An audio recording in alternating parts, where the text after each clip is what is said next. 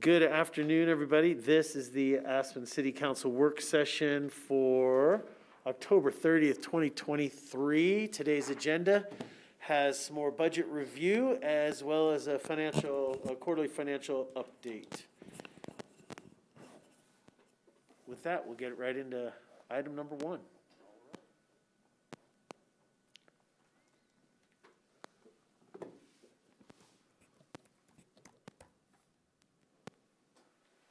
Thank you, Council, and we will jump right into it. So, Matthew, invite up, and we will get started with APCHA.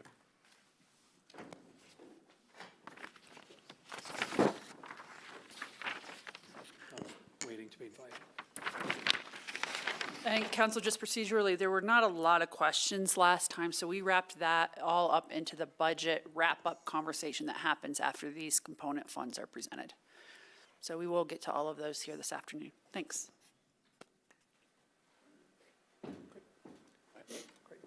Good afternoon, everyone. Mayor Torrey, members of council, thank you very much. For nearly 40 years, the Aspen-Pitkin County Housing Authority has provided affordable rental and ownership housing to qualified Aspen and Pitkin County workers. APCHA qualifications are simple: work full-time in Pitkin County, live in your home, and don't own another property in the Roaring Fork Valley. Demand remains high for APCHA properties. This is shown by the over 331 individual households that bid on the 71 Burlingame 3 units. That's 1,758 individual bids. This unmet demand and lack of affordable housing in our area obviously has a detrimental effect on the economy. Addressing this issue is prioritized in the council goal of affordable housing and is managed by the City of Aspen Affordable Housing Strategic Plan. The APCHA mission statement, the Compass Plan, and the APCHA current work plan also apply the council goals of maintenance to aging facilities, affordable housing, and the strategic focus areas of fiscal health, customer-focused government, and community engagement.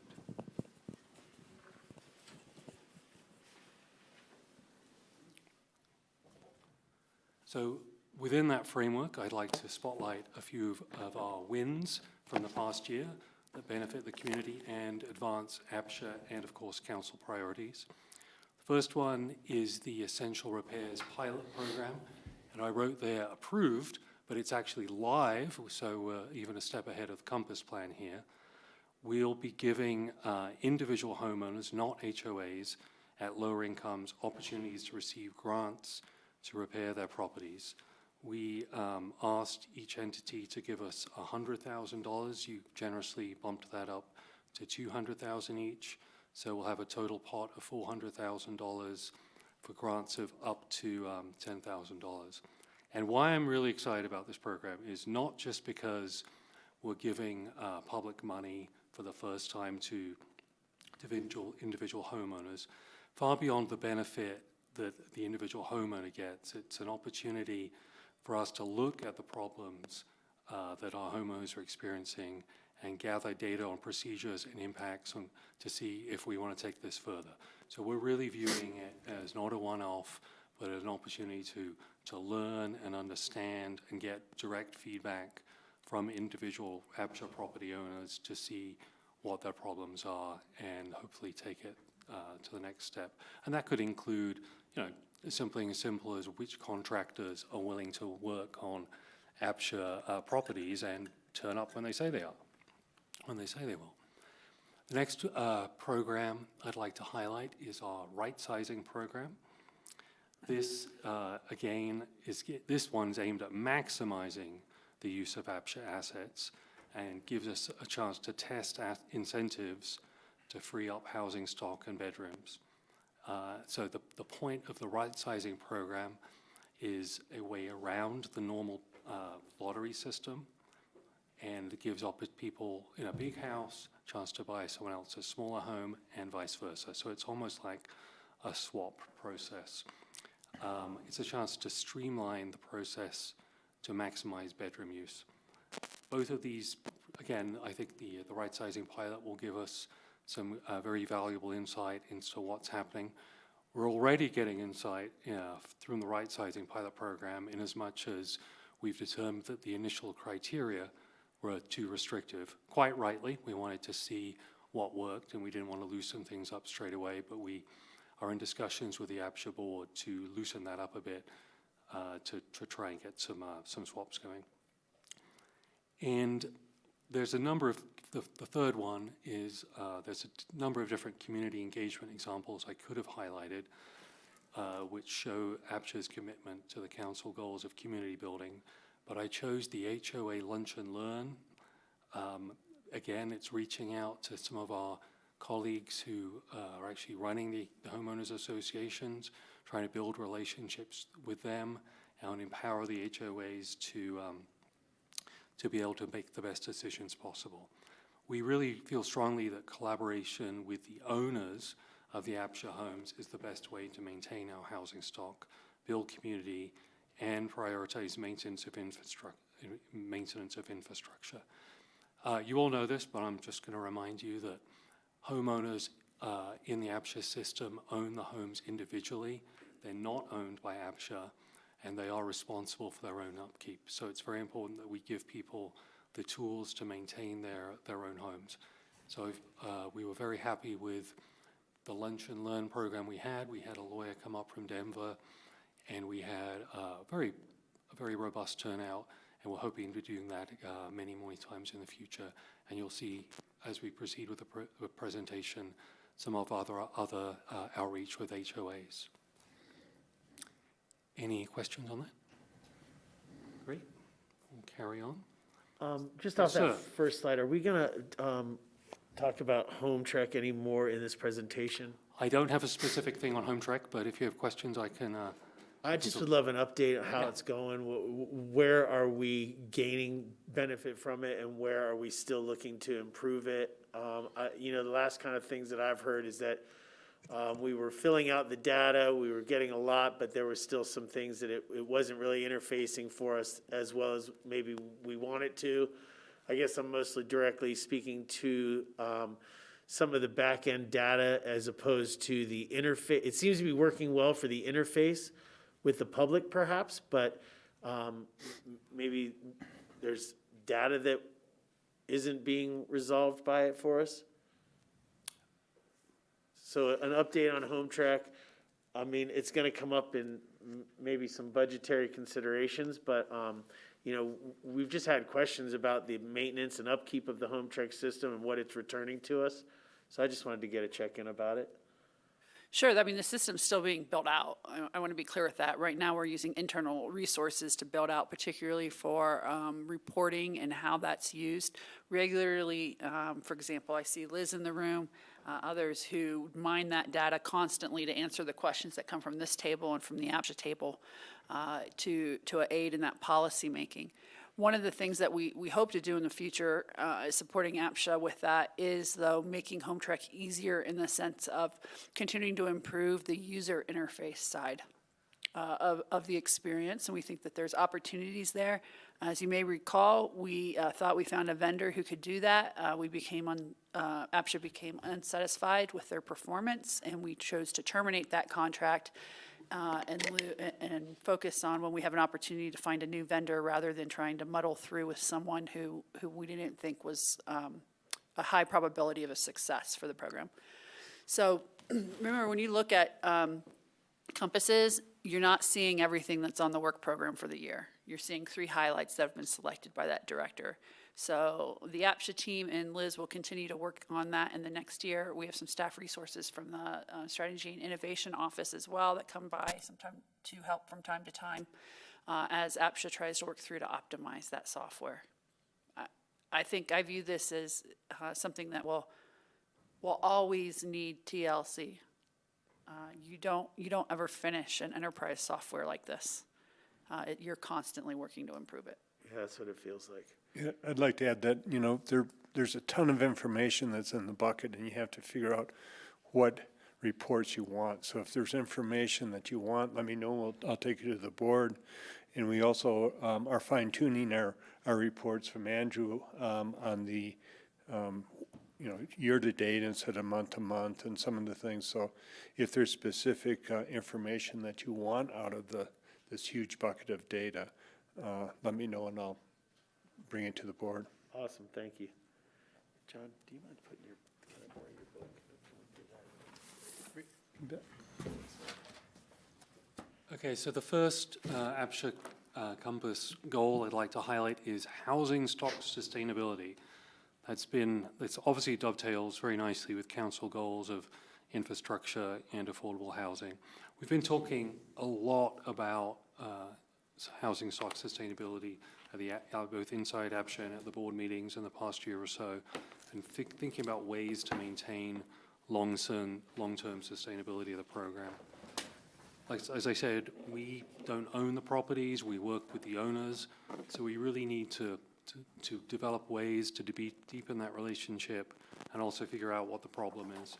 So I talked in the first slide about one of the programs we're doing for individual homeowners. We'll be doing a capital reserve assessment plan next year for individual homeowners associations.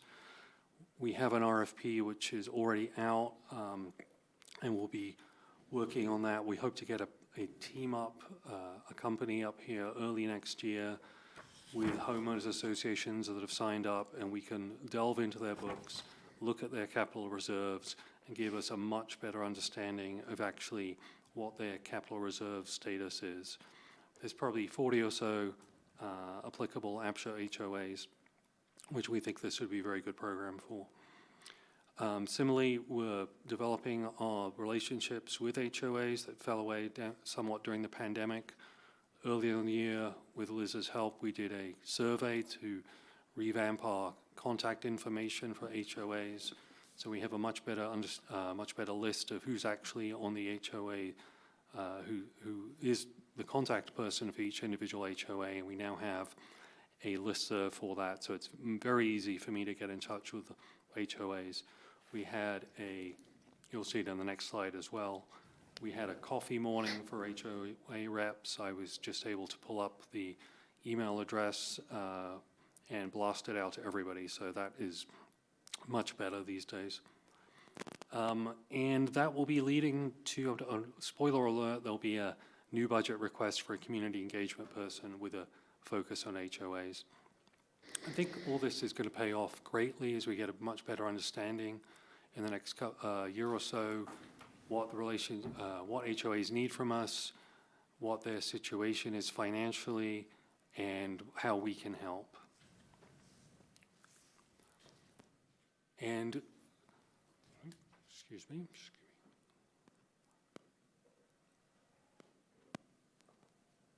So this is some of the internal work we've been doing at APCHA. I think one of the most important things, actually probably the most important thing we do is qualifications, the initial qualification when people come in to APCHA, to make sure that they are fulfilling the 3 very simple rules, that they are working full-time in Pitkin County, don't own a property here, and are living in their unit, which sounds easy. It's actually surprisingly difficult. So one of the main things we did this year is actually developing an internal SAP to really build out what that looks like. So that was Maddie and Sandra, who are pictured there, looking very enthusiastic about their work, and they wrote out an SOP.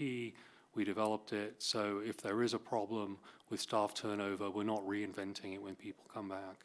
And that also gave us gave me a better idea of how we're doing this. And next year, we'll be taking that a step further and making it more clear for people when they apply what exactly we need from them. And that also dovetails with some of the work we're doing the board with to look at to clarify and define what is work in Pitkin County and how we are judging that full-time work. And that's some of the work we did here is stemming in some of the regulations that the APCHA board is looking at right now. I was also really wanting to make sure that we did professional development with each member of the APCHA staff, and I was trying to not have that tied directly to APCHA work. Hopefully it'll pay off, but that isn't, I didn't want it to say, people to say, oh, if it wasn't specifically about your job, I don't care about your professional development. I'm trying to develop people for the future for both the City of Aspen and other organizations. So we did some trainings on public speaking, on community development. I went to a 3-day course run by the Chapman Communities, which was actually really good. I was recommending it for a lot of my other staff, particularly people who are earlier on in their career than I am. So I was really trying to work on staff development, but not necessarily tied to their job now, but looking at them as the whole person. And then we also spent a lot of work in revamping our budget development revamp, including reassigning some roles, responsibilities. We work extremely closely with both our colleagues in finance and the capital assets department to really try and, holistically work with them and do a much better job than we had been to make sure that is a smooth process. And that included an assessment of city-owned property. When I say assessment, I mean we had a consultant come out and look at some of the, what state the buildings are in, and we're building that into the yearly 5-year and 10-year plans for each property to really maximize our budget dollars, and that of course feeds back to housing stock sustainability as well. Thank you.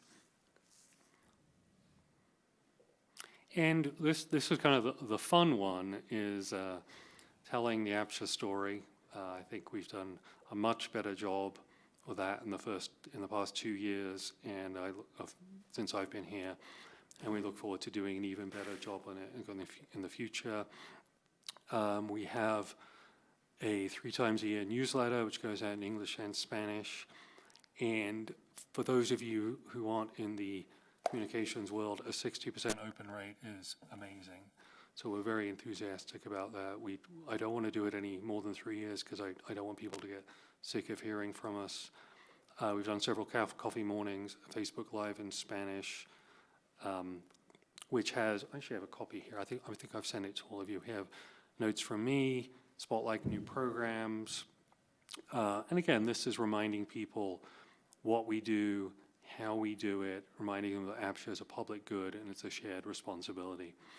Next year, I think that this Compass highlight will be even better. We're developing an excellent working relationship with the City of Aspen communications team, which is a change from how we've done things in the future. So I'd like to thank them for their business model on that.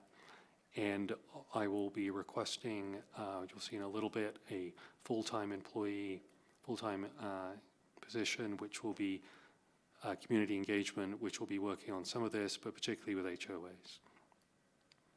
Any questions on that? Great. Okay, so the next slide here is the APCHA structure. And I just wanted to highlight here that we're actually really small. We have 3,000 properties, over 3,000 properties, but as you see here, there aren't that many of us, and the ones down at the bottom are actually, we have 4 maintenance and 2 property managers, so 6 of the 16 are actually directly managing properties, and the rest of us are doing doing the qualifications, the sales, and policy work, which you guys put us to, which that's a really small number for managing such a large program. And that goes back to the model we have where it's mostly individual owners who are responsible for maintaining their own property. Are you currently filled in these positions? We have 2 open positions. We have a front desk position and a maintenance tech position. So we had 3 or 4 months there where we were filled up, but that didn't last too long.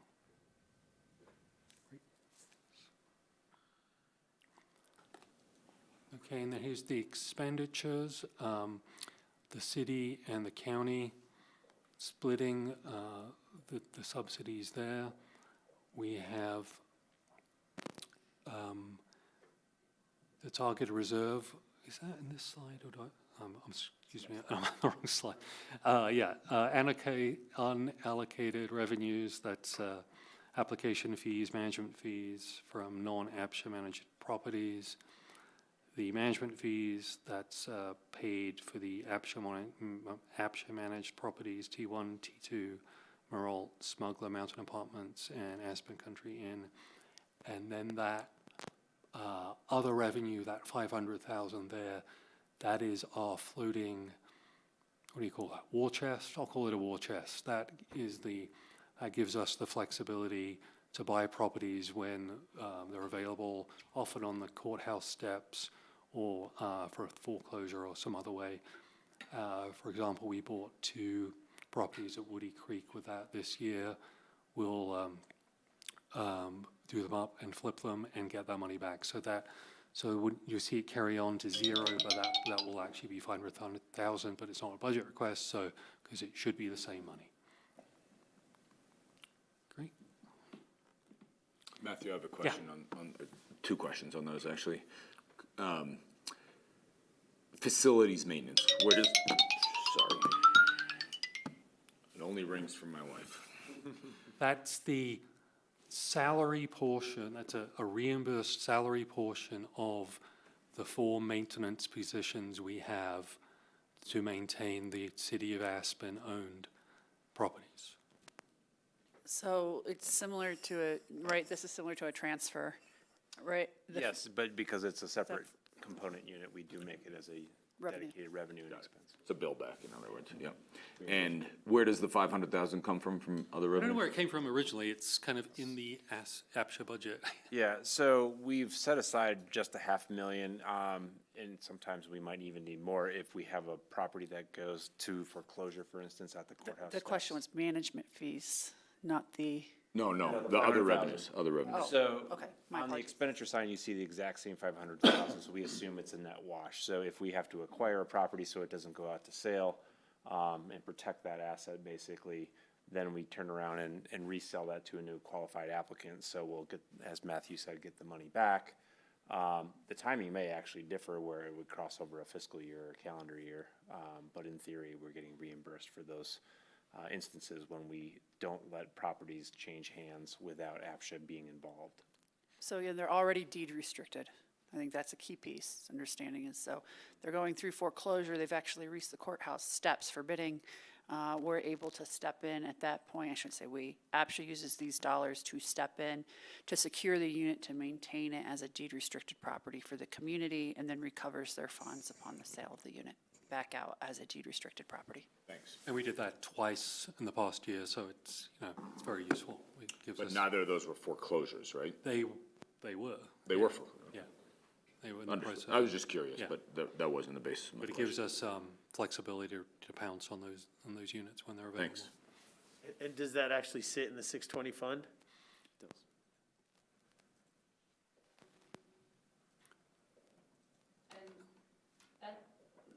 That's a really good question, because once, council has, you do not have programmatic oversight, but you have fiduciary oversight in the intergovernmental agreement that created APCHA and operates APCHA today.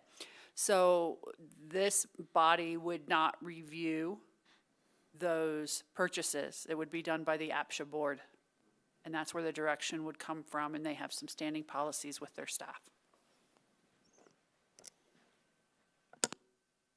Great, and then expenditures, we have, it's not down the middle, but we have administrative, and then the housing sales, so that's qualifications and rental services and housing sales. So that's when we have a dedicated person on staff who acts as the broker between on all the sales, and then our 2 property managers.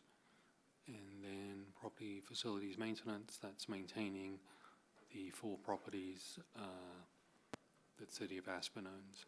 And then, of course, the targeted reserve, that's under Colorado law, that's a requirement. Any questions about that? And then, as Pete said, you see the same 500,000. So it's both an expenditure and a revenue. targeted reserve is always kept at 100,000, so we're adjusting what we program and estimate in for the subsidy need to balance that, basically to full 100% every year, just so you're aware. The reserve policy at 12.5% is actually a carryover of the city's policy that I think APCHA has basically adopted.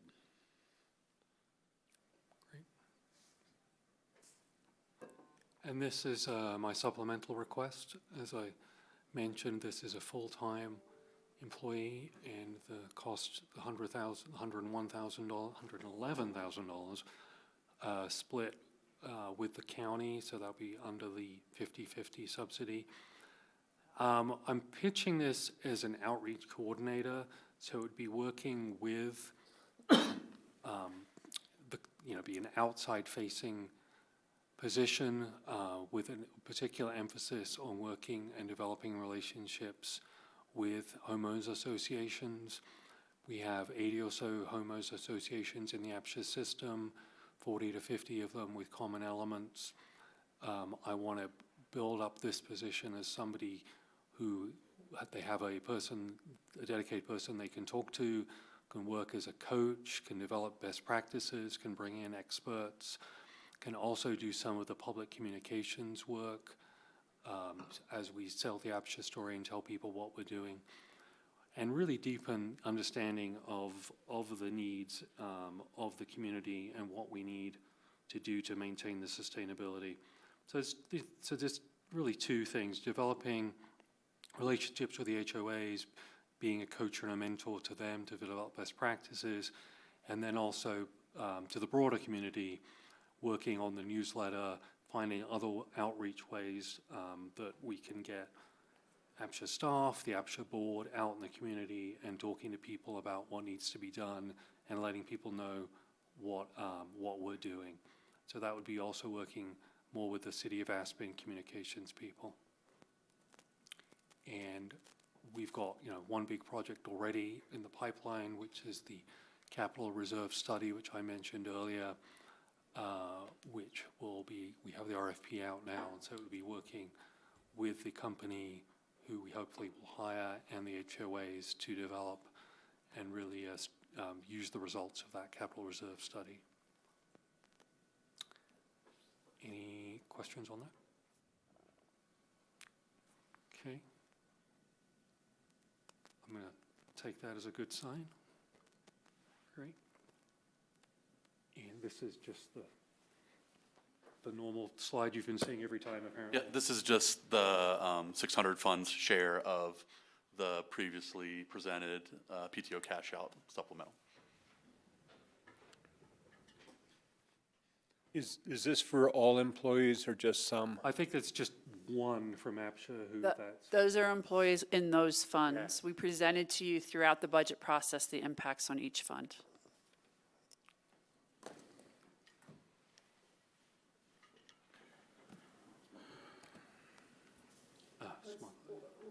Okay, before we jump into Smuggler, let's go back to the 620. This is the administrative fund, and see if there's any. Go back one more supplemental. This is the one that probably needs some conversation. All right. Sure, I'll start just to get engines revving.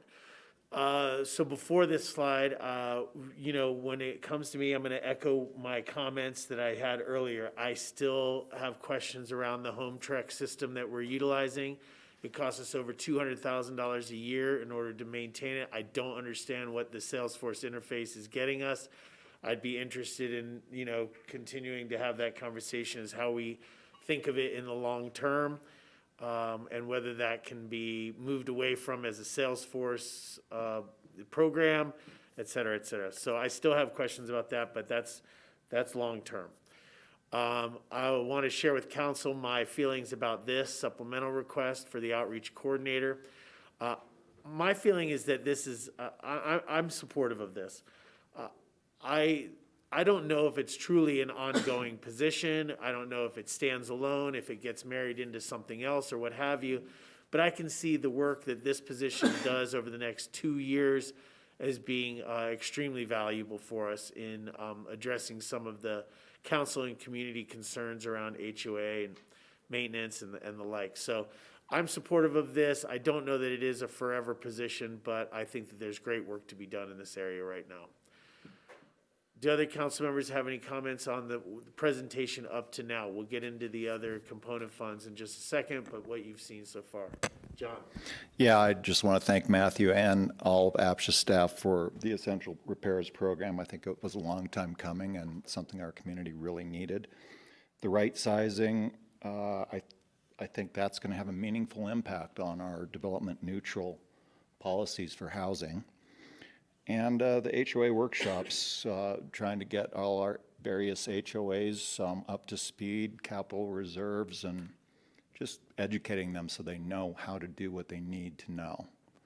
So I really think a lot of this has happened under your leadership, Matthew, and I want to thank you for that. Please give my best to your staff too. I know they work hard. John, can you talk a little bit more about the right sizing program? I hadn't heard that we'd had much success at this point. And what do you see in the future? How do you see that actually increasing? Well, actually, I think it has nowhere to go but up, unfortunately. It's been, I'd say a little disappointing in its rollout, but it's in its infancy. So fingers crossed we get some results, and if not, we will address a different approach. And you guys are looking at regulations to broaden the criteria for the right sizing, and that'll be at the November 13th meeting, which we were discussing. So the APCHA board specifically wanted each right sizing to have maximum bedroom gain based on the criteria, and we're kind of pulling that back a little bit to say if it has a gain of bedrooms, we'll approve it. That's the succinct version. But I think that was the correct approach, was to try the least disruptive one and see how people bit on that one. And we had it live for a little bit, and it hasn't worked. So now, quite rightly, we're relaxing the criteria a bit, and you might see somebody downsizing from a 4-bedroom house to a 3-bedroom house, but that's still a gain of 1 bedroom. Thanks. Bill? Thanks, thanks, Matthew, to you and your staff. I'm excited for some modernization of the APCHA rules and program that you have been doing and continuing to do.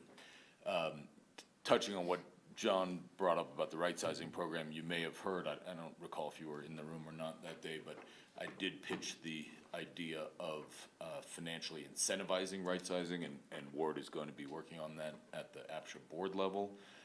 And I'm excited to see if we can get that going. I do think that that's the key to unlocking results there, and that's something that I'm super supportive of. Specific to this outreach coordinator request, the bullet point that I would say is missing here, and this is not a criticism, it's just my perspective, is figure out how to get the HOAs to comply with the capital reserve studies. What methods do we have for that? For me, that's the only reason to bring on someone else, because that's the fundamental issue with both the common area funding and exterior maintenance that exists on certain owned deed-restricted properties, and then separately, the internal issues that you're working on with the I forget what you call it. I'm sorry, the pilot grant pilot. But really, ultimately, one of the fundamental issues that I see, or the fundamental issue that I see with deed-restricted owned housing, is that people are capped at how much they can recapture of their investment particularly towards common area maintenance and things like that. So I could be supportive of this if I could get some indication that that's going to be a major focus of this person's time. I think, that absolutely is giving them the tools. We're assuming that they want to do the right thing. We want to make sure that they have the tools to do it. We want to hear what the problems are, how we can help, how to work around obstacles. And that's going to be a very major part of this job, is to see what exactly the problem is. Your assessment of the problems of deed restricted ownership are, of course, correct. And we are going to be working on ways to minimize the deficiencies and maximize the advantages as best we can. Thanks. Ward? Yeah, I think that the right sizing has a lot of potential, but, we've talked about this for years, about incentivizing, X amount of dollars to gain a room or a bedroom. I think we're going to be revisiting that perhaps in February, but it does need work. The pilot program was very limited in scope and had one successful and one that we're working on. But I think that Matthew pointed out, and Bill, you and I in our discussions, the net bedroom gain, I think, is the focus, that we need to be utilizing the stock that we have as best as we can and figuring out a way to incentivize people to downsize or right size. I think that the new position is needed, and it has some flexibility in what that position can do. But I think that telling the story in public interface and working with staff, I think that there's a need for it, and I certainly think it's a good idea. And just in response to the HOA, we're kind of limited. We're very limited on what we can get HOAs to do. They're their own governing, and even though you could show that there's a deficiency, we're limited on what kind of control we have over HOAs. But information is key. If there's a realization of a shortfall, then perhaps the HOAs can work on that. But I think that our hands are kind of tied on what we can do. But we certainly have a couple of HOAs coming up, or several with BG3 and the lumberyard, that we can learn as much as we can and incorporate that in our new agreements. Thank you, Matthew. Yeah, thank you, Matthew. I wanted to address the HOA thing as well and just say this position be worth its weight in gold if it can prevent a Centennial-like situation happening again. And towards point of the limited action that we can take, I would hope this position would take prevention in mind from like HOA situations, and I would love if they could bring to our attention at City Council HOAs that are falling behind, so we could address it as early as humanly possible rather than wait till something becomes a severe problem. Well, just for clarity, this person would be reporting to APCHA and APCHA board. It wouldn't necessarily be coming straight to City Council in that. We will definitely be seeing the information that comes from it, and we may play a role, but we will not be their first direct report. That's fine. If it's not direct, I mean, secondary, as soon as it can get to our ears, that'd be wonderful. Because once again, I think when it comes to the HOAs, it's about prevention and doing the right thing from the get-go. Thanks. Yeah, just comment on that. I don't think the City Council has any authority over the HOAs, but I think that's probably mostly an APCHA HOA communication. No, I understand that, but obviously we're talking about something in executive session today that has to do with an APCHA HOA, and so we have something to do with it, so preventing situations from happening in the first place definitely is a goal of ours, I know. All right, let's get into other funds. Smuggler. All right, just lost smuggler. Does everybody know where this is at? Or you just start there? Everyone know where Smuggler's at? Well, yes, but it is one of the more unique properties in the portfolio. Smuggler Mountain Apartments. None of the other, there's lots of things named Smuggler, but this is Smuggler Mountain Apartments. How many units? 11 units. Thank you. Cat 1, One mostly building. one bedroom and studios. There are two bedrooms. And priority is given to people who've been working in Pitkin County the longest, and the cap is 50% of area median income. So it's a very specific group we're pitching for. and we don't have any particular asks here. It's mostly just the routine maintenance, but it's 11 units, and it's a category 1, so it's really an important, it's really important. Any idea what year this was built? We got it from the county, so, but I do great. not know when it was built. Let me, A long time Right, ago. it's not- We it's know not that young. because we've evaluated what kind of needs this has, but actually it's constructed with some materials that have been quite durable. And we're in there to maintain units, but this is status quo here on this fund. And the parcel that it sits on, these 11 units take up the developable envelope over there? I'm just thinking in the future. We have had some conversation around that and how we would handle displacement at whatever time these 11 units need to be redeveloped to maintain their livability. I can't remember off the top of my head what the requirements are there and how that plays into some of the code amendments made last year. Thanks.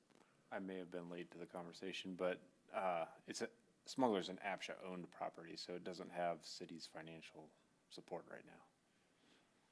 Direct financial support.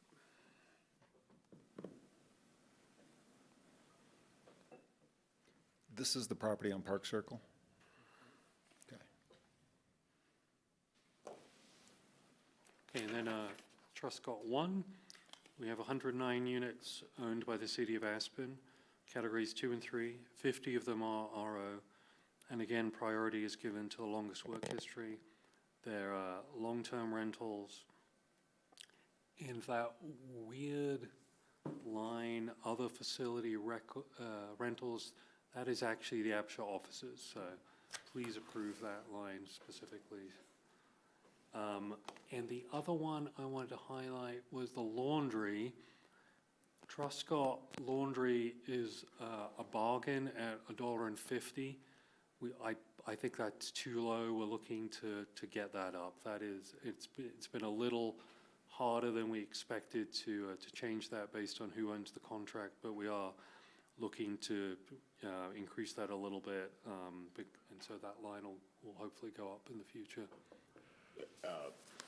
I did about 18 months ago, I did a little survey in Carbondale for some apartments that I have there, and market was more like $250, $275 a load yeah. in Carbondale. So Yeah. I think you're way under. Up Right, and it hasn't been looked at for a long time, but we're trying to figure out how to get that up. I was actually going to say congratulations for getting $30,000 a year out of laundry. So I'm really happy with that. My question would be what your maintenance and upkeep and, costs you. So I'm not really looking at that as a revenue center, just to make sure that it's paying for itself and, Well, we are, in the next slide, we are looking to update all the laundries facilities in T1 and T2, and that is a service to the resident. The current commercial dryers and commercial washers aren't working particularly well. They're out a lot, and so we have got some money from previous years, and we're asking for some more money. We have a bid out to completely redo the laundry facilities. It's not a like-for-like replacement. We're looking for energy savings, and there's some electrical work that have to be done because they are very old and they aren't vented sufficiently, so we need to do the vents and the electrics, and we also want much more electrically efficient units. So you'll see that in the next slide, and we have an RFP out currently for that based on previous year's money, and they're asking for a bump up to make that more viable. And that will directly, it's a source of considerable irritation to Truscott residents, which we want to alleviate.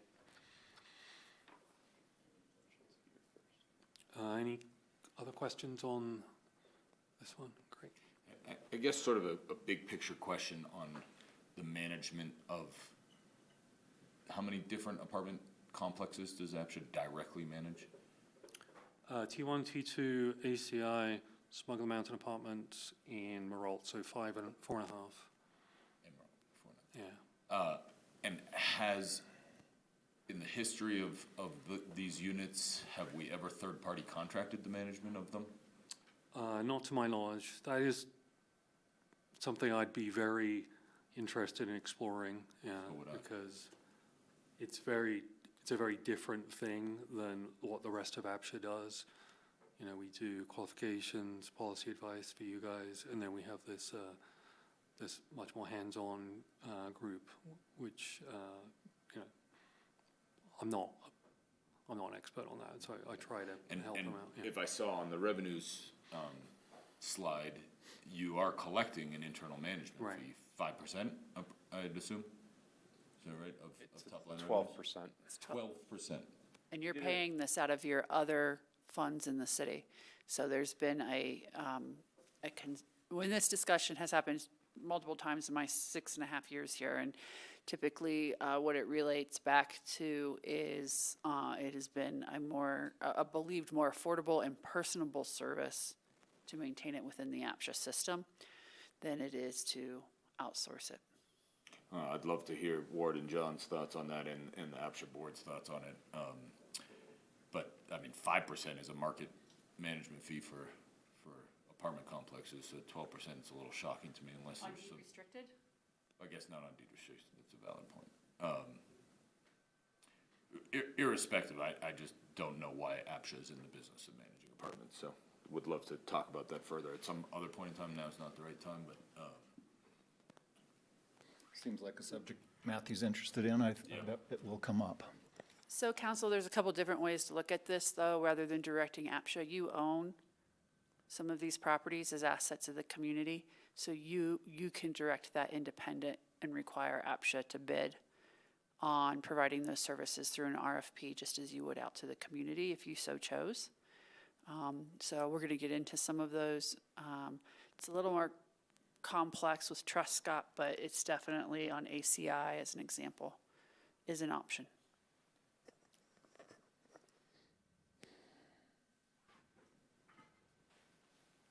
Okay, and these are pretty normal. The laundry room, that's the funding carried forward from 22 to 23, and they're asking for a little bit more to do the whole Truscott. I think the original request was just Truscott 2, so we've got an RFP out to do the laundry room equipment replacement for the whole thing. And you'll see that again because this is Truscott 1, but the RFP is for the whole Truscott building, the whole complex. Bill? on those, Matthew, are we working with a company that actually owns the equipment and they take care of the equipment? Or? No, that was, we're putting out an RFP to see what people can come up with. The machines right now are made by Continental Gebrau, which, you know, I don't even know what that is, but it was they're old. They're constantly out of service. We've had trouble getting them serviced, so we want to, you know, invest in this extremely important thing for the residents, and we're also getting. Totally get it. I've been there recently, and the conclusion that we came to, and which is working fabulously, is there's a company called CSC Service Works out of Grand Junction. It's actually a multi-jurisdictional company, but they own the machines. We get a share of the revenue. They take care of all maintenance and repair. It's really a superior way to service your customers, and there's apps, and there's coin options, and vending card options, and it's just so much better of a service to tenants than what I've seen elsewhere. So highly recommend you look into that. Great, thank you.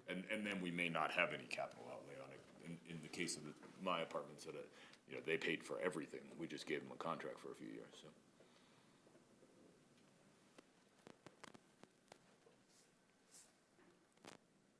And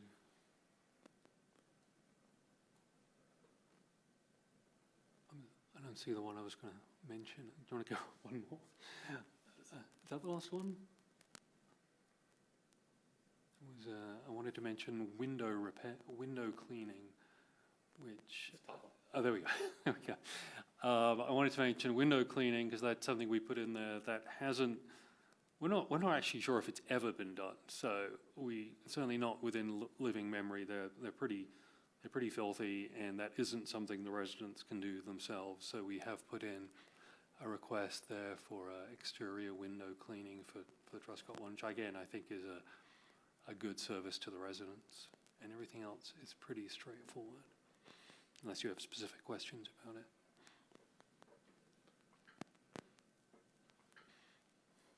Right. And Meralt. Okay, this is 100 seasonal units.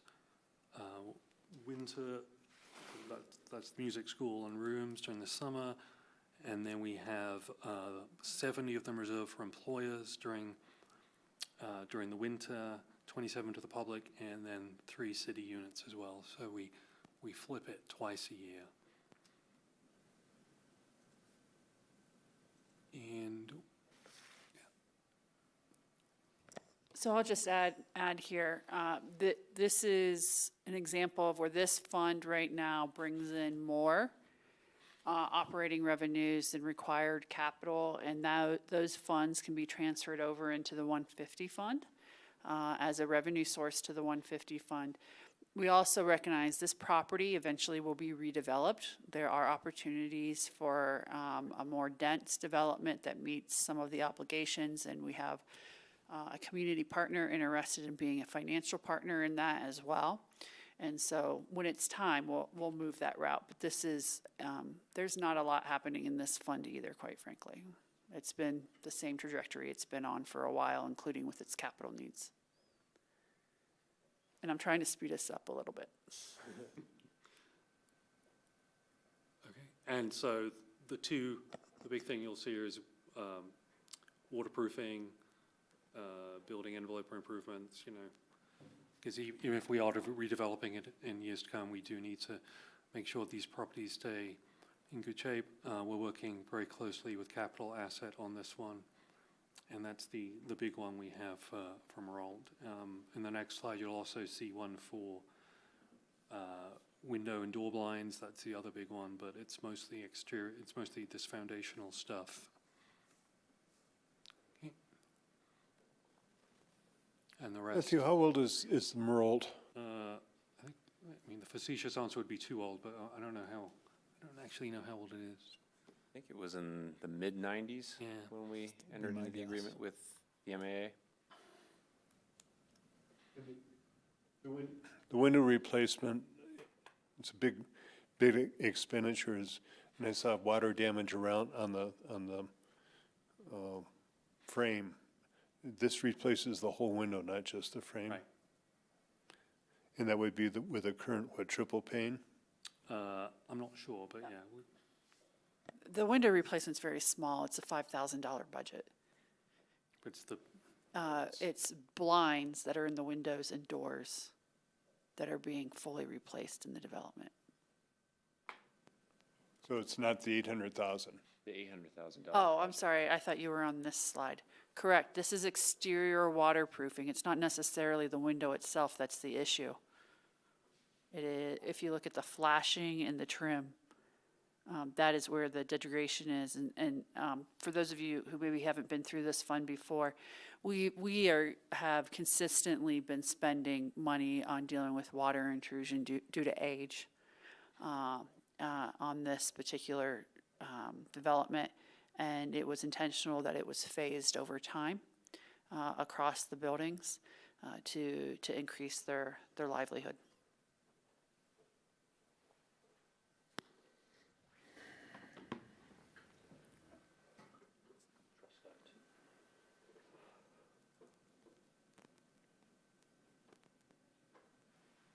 Okay, so Truscott 2, this is our LIHTC, which is our low-income tax credit units. There's 87 of them. It's 60% of AMI. That income limit is for a four-person family. It's only $86,000. For one person, it's $60,000. So we have over the years struggled to fill these sometimes. we're in pretty good shape right now, particularly compared with a year ago, since the AMI has caught up a little bit after the inflation of the past 2 years, 2 or 3 years. So we're in pretty good shape there for actually filling the units. We don't have too much control. We can't change that based on the finances of the low-income tax credit unit funding with HUD.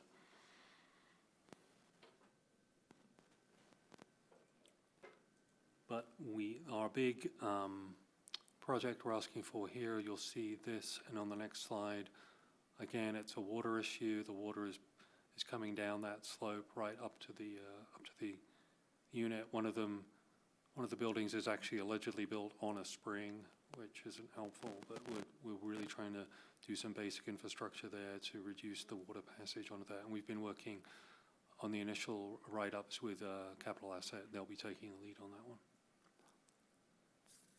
And there's another example.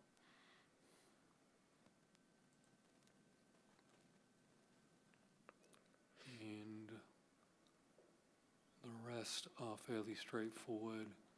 Rekeying the doors is a small one, but the current situation isn't great for the tenants, so we're excited to do that one as well. And then going forward for the next year, we'll be looking at playground improvements for and actually moving the playground. But that, I shouldn't even mention that because that's coming up in the future. But we're trying to come up with ways to improve the living experience for the residents.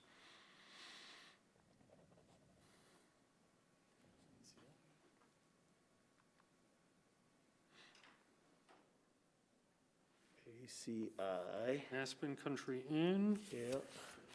And we have 40 units, mostly studios and one bedroom, 50% of AMI, and the longest employment gets priority plus if 65-year-olds plus get priority. So that is senior citizens. There are some younger folks in there, but it's mostly the senior citizens who have 50% of AMI or less.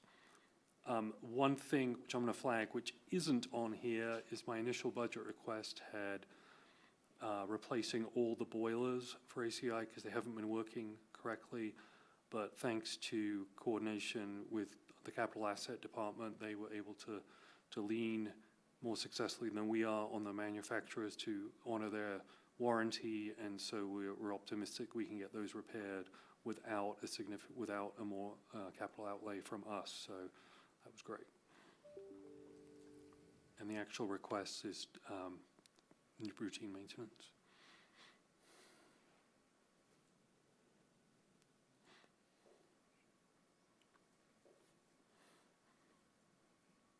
And there we go. We got the two supplementals and our housing stock sustainability, streamlined internal productivity, and the APCHA story as compass goals.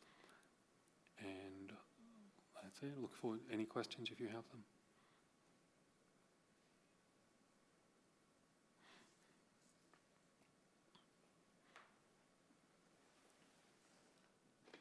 And I'll just speak quickly to Aspen Mini Storage.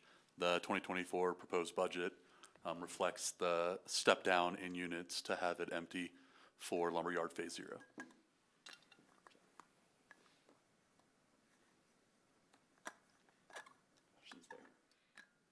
Thank you. Matt's first presentation. Yeah, there you go. Keep it up. Okay, so we did have a few Thanks, Matthew. Thanks, Matthew. a few items based on our previous work sessions where we felt like potentially a majority of council wanted further discussion. So we've highlighted those on these next two slides. The first one being the West Mountain Housing Coalition buy down. You've discussed guardrails, transparency, a few other things, but I think we're really looking for maybe an informal straw poll if it should stay in the budget before first reading, or what your thoughts are on that. Thanks. I'm going to clarify, we're past straw polling. Mr. Mayor, we're asking you to facilitate a conversation, Yeah. whether any of these things I'm recommending stay or should be removed. Right. So on the first one, the conversation was around a check-in. We had our questions about it. So I guess where we are is just wondering about allocating and committing to these funds, and the panel, board, committee, or whatever it is that will decide how they are distributed. I think that we have some hesitation around it. So I felt like there was still support. We wanted to be participant, but we have questions about what the return is. And we don't even know the parameters of the program. So, Right, this is a little chicken and egg. Mr. Mayor, in my opinion, is that they need to have some funding to get started. But the approval of this in this budget at this dollar amount does not authorize the payment. There'll have to be a donation agreement that comes before city council that outlines a lot more of those details before those funds could be released. board, Yeah, I'm supportive of this with that caveat, with the guardrails and the transparency of the West Mountain Housing Coalition, that those meetings become public and that we have guardrails on having this money just leave our 150 fund entirely, and to retain these units as deed restricted funds for the Aspen area. have we received information on the program development to date? Yes, we had a work session on it this summer. I was thinking a follow-up from there, because I understand that there's a panel, I understand the organization, but I don't understand necessarily details of the housing buy-down program. Is that plan formulated to a degree that's shareable? I think that the board of directors of the coalition, because it is a nonprofit, they want to do that in tandem with those who are looking to donate and balance the value of a conformity in the deed restriction across the region versus the needs of funding partners. I don't think that's resolved at this time. All right. So it sounds like council wants to continue to be supportive of looking at this program, We're not ready to write the check yet. but yeah, reservations. I mean,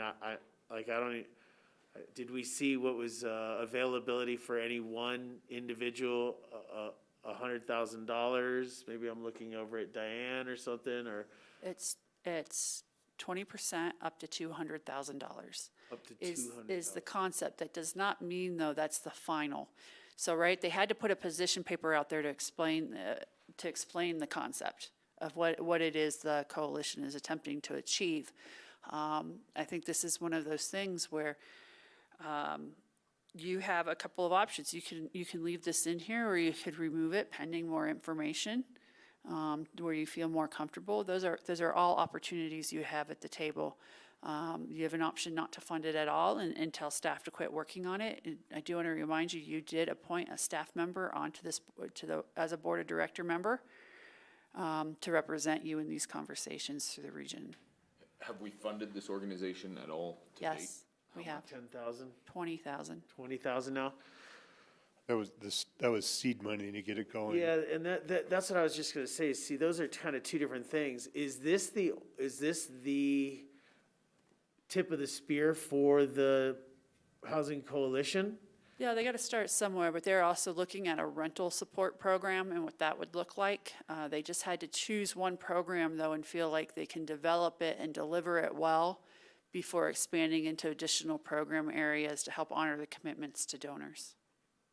I'm supportive of sending the signal that we will certainly entertain funding it, but we need to have more details on how that is structured and when it changes hands, how that deed restriction is retained, and we just need more details before, like Bill said, we write the check.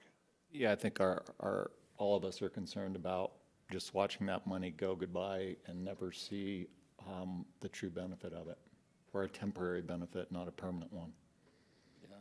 I would agree with the rest of the council and just add that I would just wonder if this money would be better spent on our right sizing program.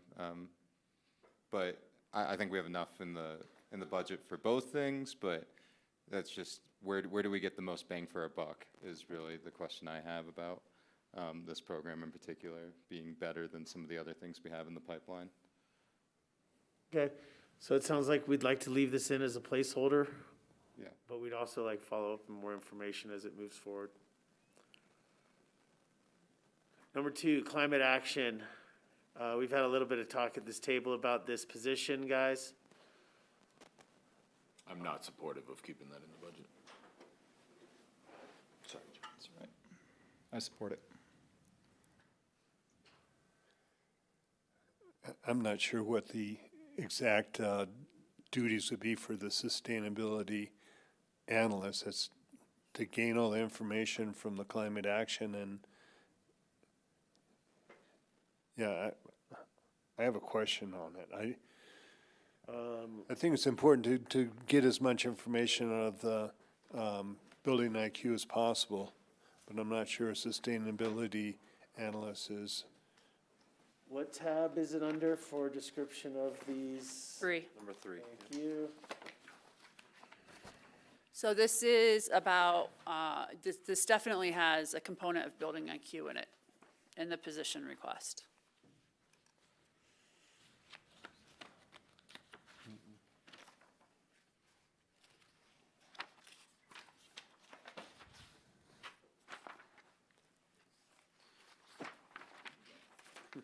Page 16, is that?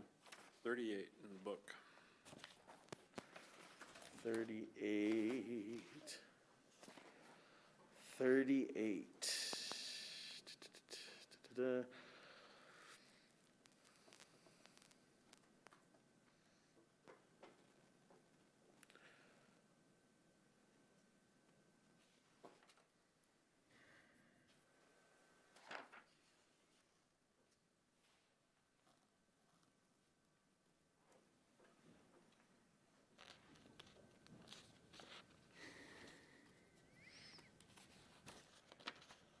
In large part, building IQ support helps the sustainability administrator focus on other items. General support for this environmental health and sustainability departments. Building IQ, research practices and emerging technologies, data analysis.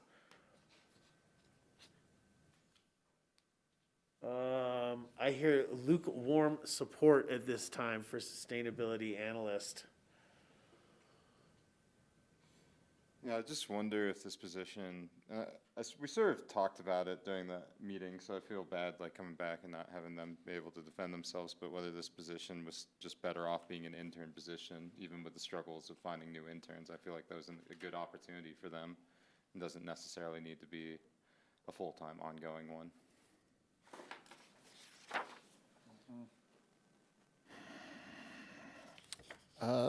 Let's see, what am I looking for? It was on October 9th when we discussed this.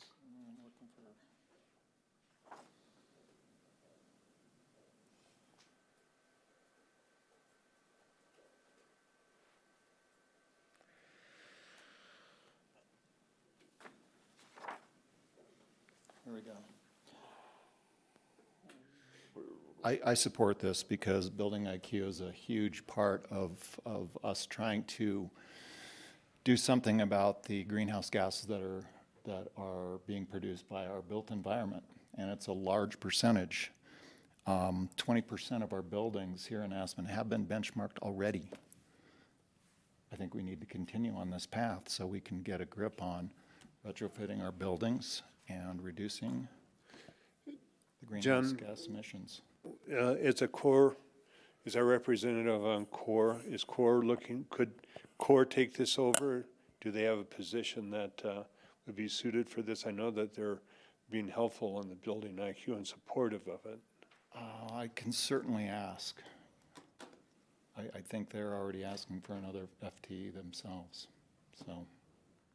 And there is an additional supplemental for core for building IQ. I can't remember if it's $350, I believe, $350,000 in this budget. that funds core for building IQ. Yeah, right, that is beyond the general support. There's an additional $350,000 for contracted services for building IQ in this budget. So my question is, can these duties be assumed by CoA and its 350K request? I don't know. My assumption would be that there might be a portion of it by reevaluating that work program that $350,000 is for. So maybe removing some of the things that were the scope of CoR's work, initially contemplated for that $350,000 to absorb some of these duties. The basis of this is this request came from a conversation council had about wanting to know how to accelerate its greenhouse gas reduction goals. And the ability to do that within the existing staff resources. If you want us to, we can do that. We'll come back to you for a discussion about programmatic priorities in this department and which things can stop in order to make the things that are most important for you to occur. My position is they're all important. Sarah, what's our opportunity for review of this? You know, if we were to go forward with this and want to see how this works, to see if we're, you know, how it works for the department, if we're seeing it pay off for support of our climate-related goals, what's our opportunity to revisit or reevaluate? It's rare that this council would ever talk personnel in the sense of reducing positions. So you make it a termed position, do not approve the ongoing request, which would mean that this would have to come back to you again in next year's, in the 2025 budget cycle for your review again and for, in their demonstration of why to go from termed to ongoing, as has been done with a few other positions where we piloted it first before saying, yeah, we think this is, while ongoing, meet your programmatic expectations. That's the primary tool you have. I mean, the other option is for you to choose not to fund it at this time and come back for a work session conversation further about the climate action work program, and for you to have that start and stop conversation, and then determine through spring supplemental whether you'd like to fund this. Thank you. Those are two good options. Sam? Yeah, terming sounds like not like the worst idea for this position. And then just the other thing I'd like to add about like building IQ in this specific spot is I have a feeling building IQ is going to end up with where we're going to need to help people become more like climate effective in their buildings. And I feel like we should be saving, this is not a huge amount of money, but I feel like we should be saving all the money in the world to help with that rather than adding new positions necessarily. And that's where I would need the convincing that this position would almost like pay for itself in that sort of regard. But ultimately, I do question if this $81,380 could go towards helping retrofit new buildings towards more environmentally friendly practices rather than add a new person. That's where I just wonder if that's. But between taking a termed approach on this and approving it for a year and revisiting it in a year, or not doing it at this time, do you have a preference? I think termed approach. Thank you. Yeah. Or do you want to add something? Yeah, I think I think we owe it to ourselves to get the most out of the Building IQ program, and without an analyst in the first year and working with CoA, we're kind of handcuffing ourselves. So I would, I agree that to just strike the ongoing, make it a 1 year and look and see how it progresses in the next year. Thanks. There's support from John already, not support from Bill. I can agree to the term idea here, but I will look at Sarah. You know, how does that work? hiring these days is very difficult as it is. A year contract going out for this, termed. How does that work for hiring a position like this? It's certainly harder, particularly if someone's leaving a very comfortable place, to get them to come here and have them recognize that it is only a commitment for 1 year of employment. It is a true consideration. However, I would say this has been one of our less challenging programmatic areas to recruit in when I look across the entire city's portfolio. Thank you for that information. At this time, I think that we'd like to remove the ongoing, and let's go to a termed, and we'll revisit this. Item number 3, Parks Funds, guys. You got a couple of FTEs here. We had a bit of a discussion around the wildlife coordinator, why there's a desire to move this into parks. Keep in mind, Parks Fund and support for parks and open space, et cetera, and wildlife has been shown by our community. So the wildlife coordinator, I'll start just by asking if there's anybody that is would like reconsideration for this position or not. Okay. Item B is the natural resource manager as well. Ongoing position. Is there anybody that wishes to reconsider the natural resource manager in the Parks Fund? This might be another contender for a term position, see how it goes.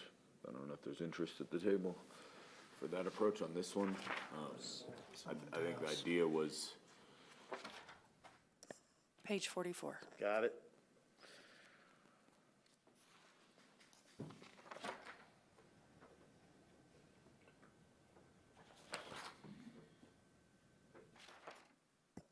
I will say this is one I'm more concerned about how termed would affect recruiting. Given the skill set we'll be looking for master planning, particularly around the expertise we need in wildland fire coordination.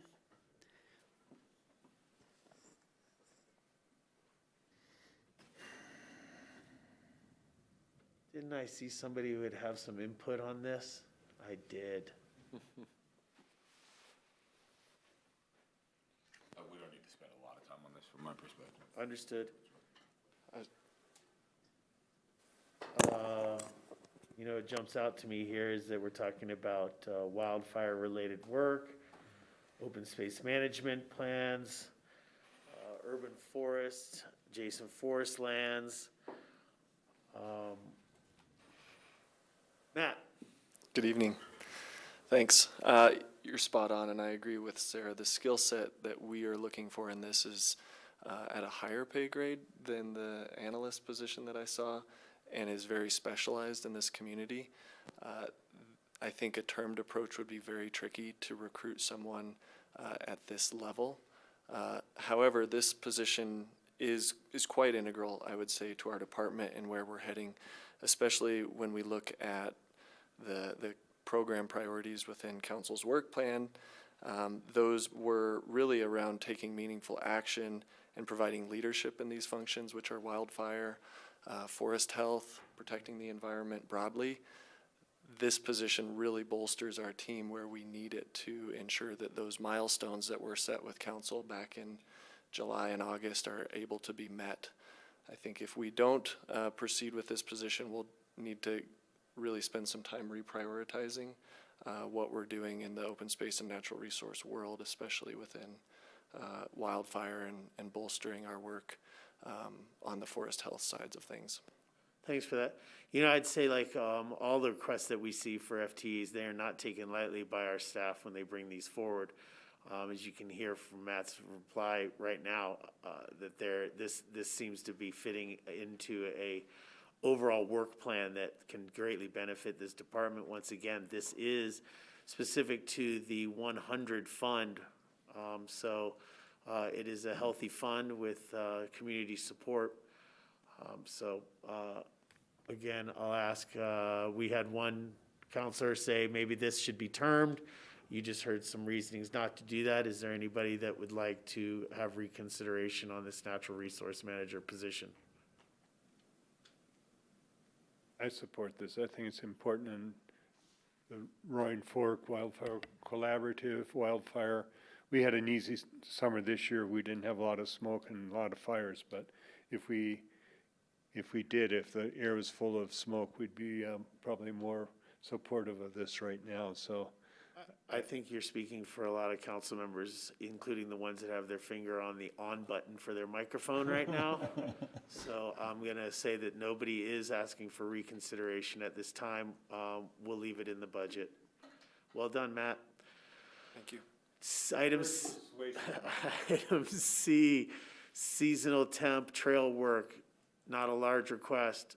D, tree inventory, ongoing, 16.5, not a large request.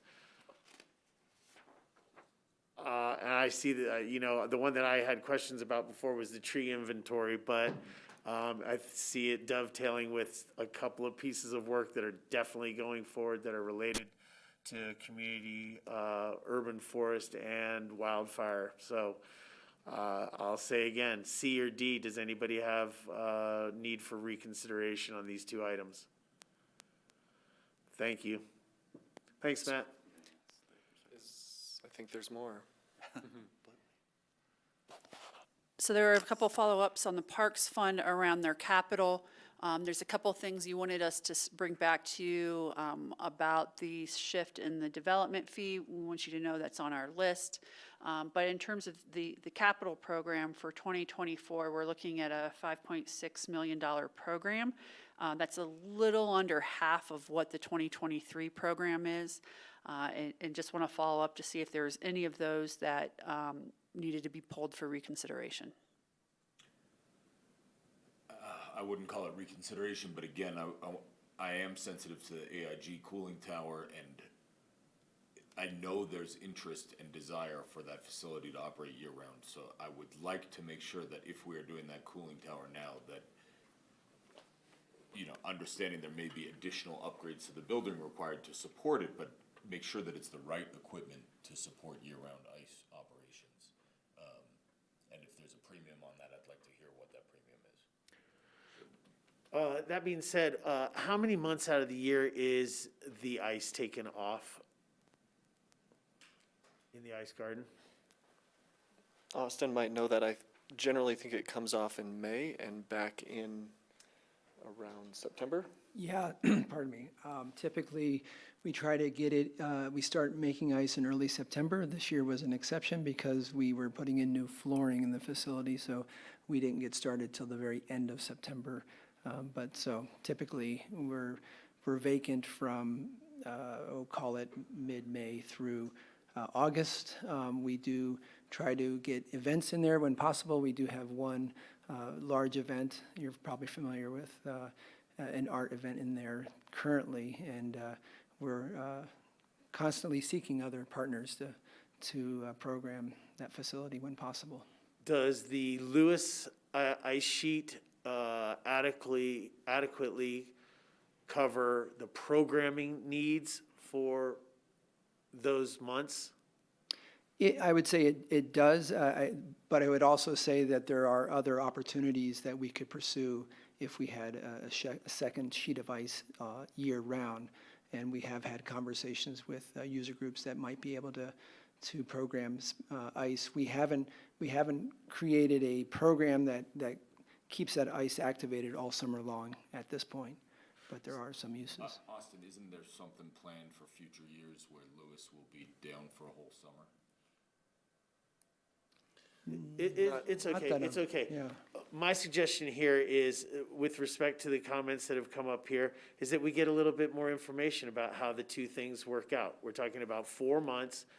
The costs that are put in here are not prohibitive for us moving forward. If it works out, and if you guys come back to us saying, hey, we think that it's a great idea that we have year-round over here as well, and this is what it takes, and this is why we wanted to bring it in front of you.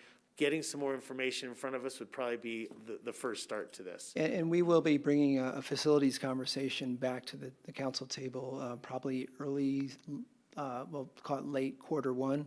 looking at the ice garden and the Lewis Ice Arena and the overall arc as well. That'd be a So- great opportunity for us to revisit this. And perhaps what we have not have not done is reissue the packet from the work session in 2022. Did that go out, Matt? We have it. We have it, but it has not Okay. gone out. Okay, Okay. so that there's a lot more to making the ice garden year-round. Yeah. Understood, but Than just this, on but this piece, make sure that it's done right in case we decide to do the Sure. other stuff. That would be my request. Sure, and we'll provide you what we think are the estimates of the cost upgrades compared to you deciding the ultimate use of that piece of land. Ward, you have something? A different item. Yep.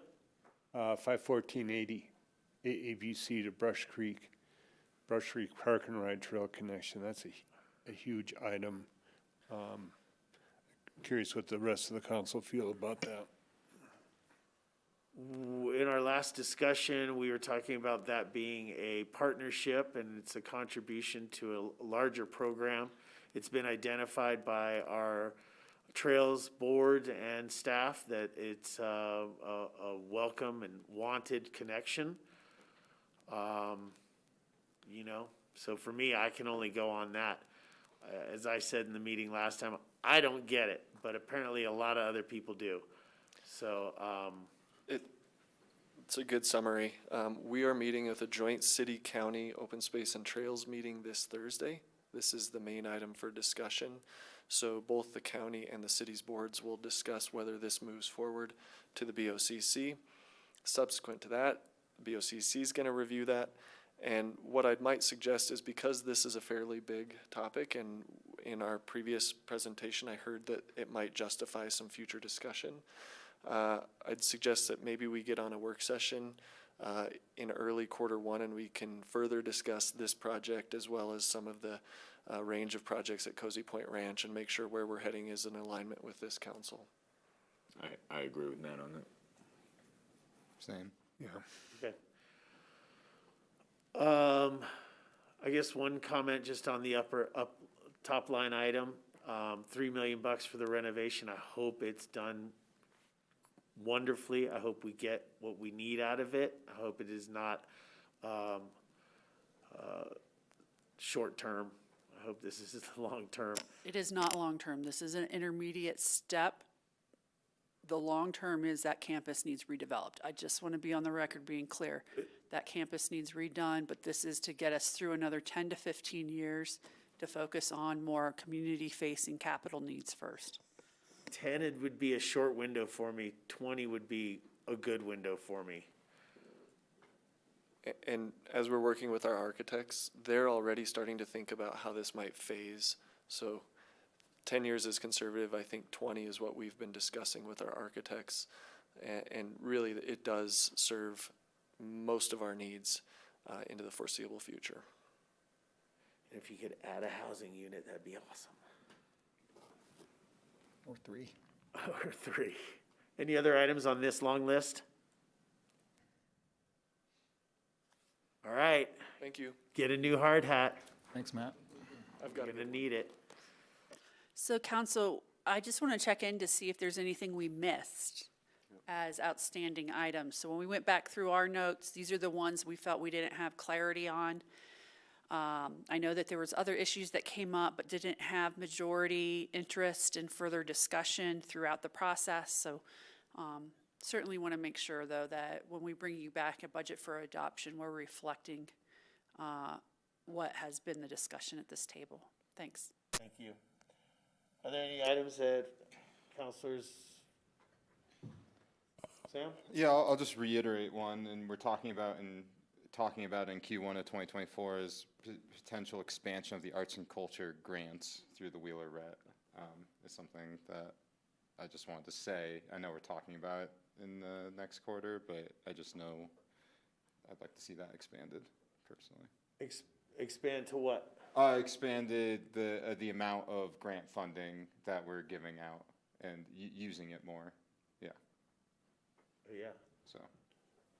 Ward. 51566 Cozy Point boarding. We have maybe 40 people in the city of Aspen that take advantage of that, and Yes. I want to say two things about that. One is the lifetime budget on that is not as big as other items.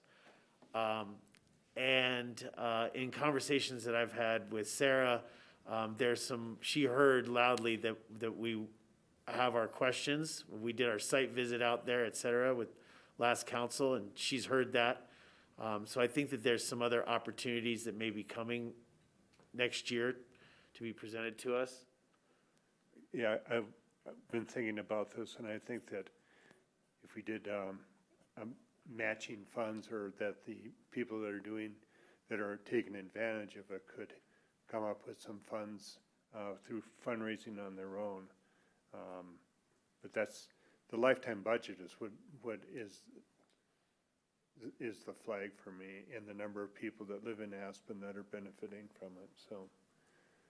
All right, well, I will tell you that will be coming back to you.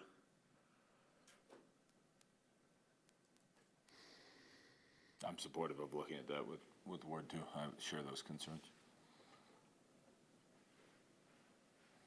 You'll see it as well. Wonderful.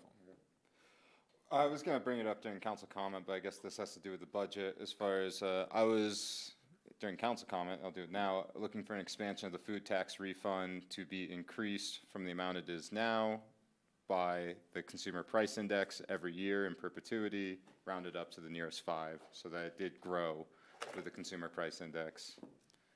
So if that needs to be reflected in the budget, that's why I bring it up now rather than later.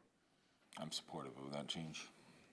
I think it would be minimal, but at the same time, like every year it remains the same. It's just less money. It's the same amount of money, but less impactful for people getting the refund. So I just think there should be an escalation clause to it. We were waiting some information to come back to us on that, I believe. We got in an information packet. We did provide the historical information, and certainly, council, you can change the budget amount now, or you can wait to see a few different scenarios and address it in appropriations. However, if your plans are for a 2024 change, we need to know that pretty quickly, because the application period will open up here on around January 1st, and we want to make sure people know ahead of time what those award amounts are. All right. Sam, do you prefer that's worked through in '24 and implemented in '25, or? I mean, I think sooner the better. If council agrees with me, I think it would be great for next year to have it. I don't know about putting on an escalator, but I don't mind making a small adjustment to it. So I think that maybe for next year, we discuss that opportunity for raising it $5, $10 per application. You know, I don't see the return on this as very community-wide. It seems like there are some that take good advantage of it, but I don't think the impact really hits community-wide very much. So I think that my suggestion would be for us to do a small increase for this next year, and then look at a CPI escalator as it impacts the fund going forward. That's But kinda, what's the point of adjusting the budget if we're not changing the way the program works? sorry? Maybe I'm misunderstanding, but are we discussing a small change to the budget amount without revamping the program, or are you talking about doing it in 2 steps, revamping the program in 2 steps? I would look at it in 2 steps. Got it. If there was a desire for an increase in the food tax refund, we can do that. If we want to talk about moving it to a CPI escalator or something, I would want more discussion about that. But we can do a near-term solution for next year if we wanted to. What do you think, Sam? I would support leaving it as is now and taking a more comprehensive look during 2024. I know that when we did an increase in it a few years ago, there was a discussion about an escalator, and it didn't gain traction, but perhaps it will next time around. But I just think for process-wise, just keep it as it is 2024, and then look at it this coming year for a more comprehensive look at it. You wouldn't be supportive of raising it at all for this upcoming year? Well, it's just seat of the pants type of thing. I would rather take a more comprehensive look at it. I can understand that side thing. I guess the thing that I just like to bring up again is that as inflation goes up, you get the same amount of money from this. It just is less useful every year that doesn't go up with inflation. And that's why I just think there should be an elevator to it, or that we at least should increase it from the 55 it is now to 60, 65. I would go up to at least $70 for next year.